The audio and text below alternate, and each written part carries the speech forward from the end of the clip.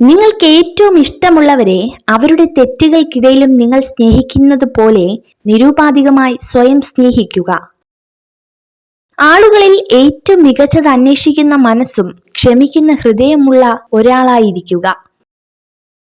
നിങ്ങളെ ഒരാൾ ഉപദ്രവിക്കുകയാണെങ്കിൽ നിങ്ങൾക്ക് ഇഷ്ടമായില്ലെങ്കിൽ എനിക്ക് അതറിയാമെന്നല്ല പറയേണ്ടത്, മറിച്ച് അത് ശരിയാണ് എന്ന് വേണം പറയാൻ. ഇതാണ് തന്ത്രപരമായ മറുപടി. നല്ലത് ചിന്തിക്കുക, നല്ലത് പ്രവർത്തിക്കുക, മറ്റുള്ളവർക്ക് നല്ലത് ചെയ്യുക, നല്ലതിനു വേണ്ടി പ്രാർത്ഥിക്കുക. എങ്കിൽ ഇവയൊക്കെ നിങ്ങൾക്ക് നിശ്ചയമായും തിരികെ ലഭിക്കും. ഭയപ്പെടാൻ തുടങ്ങിയാൽ ഭയപ്പെടുത്താനേ ആളുകളുണ്ടാവൂ. പിന്തിരിഞ്ഞോടാൻ തീരുമാനിച്ചാൽ ജീവിതകാലം മുഴുവൻ പിന്തിരിഞ്ഞോടേണ്ടി വരും. ഏത് സാഹചര്യത്തിലും മുന്നോട്ടു പോകാൻ തയ്യാറാവുക. തെറ്റ് സംഭവിക്കാത്തവരായി ഈ ലോകത്ത് ആരും തന്നെയില്ല. എന്നാൽ തെറ്റ് സംഭവിച്ചതിന്റെ പേരിൽ ബന്ധങ്ങൾ ഒഴിവാക്കാതിരിക്കുക.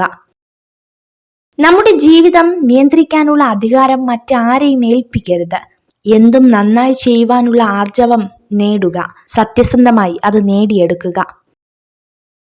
ജീവിതത്തെ സന്തോഷത്തോടെ നയിക്കണം എന്നതായിരിക്കണം നമ്മുടെ ലക്ഷ്യം. അല്ലാതെ ജീവിതം എളുപ്പമാകണമെന്ന് നമ്മൾ ചിന്തിക്കരുത്. അനുഭവിക്കുന്ന സന്തോഷങ്ങളിൽ നിന്നും ദുഃഖങ്ങളിൽ നിന്നും ഒരുപോലെ പാഠങ്ങൾ ഉൾക്കൊള്ളുക. ചില ഓർമ്മകൾ എത്ര ആട്ടി ഓട്ടിച്ചാലും ഒരു നാണവും ഉണ്ടാവില്ല, കൂടെ ചുറ്റിപ്പറ്റി അങ്ങനെ നിൽക്കും. നിങ്ങൾ വിജയിക്കുമ്പോൾ പഠിക്കുന്നതിനേക്കാൾ കൂടുതൽ പാഠങ്ങൾ പരാജയത്തിലൂടെ ഉൾക്കൊള്ളുന്നു. പരാജയങ്ങളിൽ മനസ്സുമടുത്ത് പിന്മാറരുത്. പരാജയങ്ങളാണ് ഒരു വിജയെ സൃഷ്ടിക്കുന്നത്. ജീവിതത്തിൽ നിങ്ങൾ എവിടെയാണ് നിൽക്കുന്നതെന്ന് അറിയാൻ ചിലപ്പോൾ വലിയ വീഴ്ചകൾ വേണ്ടിവരും. തിരിച്ചറിവുകൾ മനുഷ്യനെ പുതിയ ജീവിത പാഠങ്ങൾ പഠിപ്പിക്കും. യാഥാർത്ഥ്യ ബോധമുള്ളവരായിരിക്കുക എന്നത് വിജയത്തിലേക്കുള്ള യാത്രയിൽ സുപ്രധാന തീരുമാനമാണ്. വാക്കുകൾ സ്വതന്ത്രമാണ്. നിങ്ങൾ അവ എങ്ങനെ ഉപയോഗിക്കുന്നു എന്നതാണ് പ്രധാനം.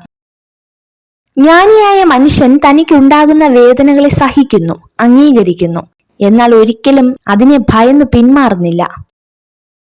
എനിക്ക് ആരുടെയും ആവശ്യമില്ലെന്ന അഹങ്കാരവും എല്ലാവർക്കും എന്നെ ആവശ്യമായി വരുന്നു എന്ന വ്യാമോഹവും പാടില്ല. തിരക്കിലാണ് എന്നൊരാൾ പറഞ്ഞാൽ പിന്നെ അയാളെ ശല്യപ്പെടുത്തരുത്.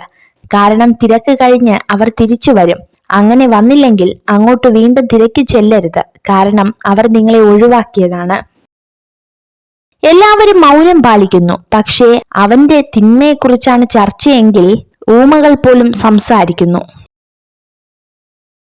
നിങ്ങൾ ഈ വീഡിയോ കണ്ടതിന് നന്ദി.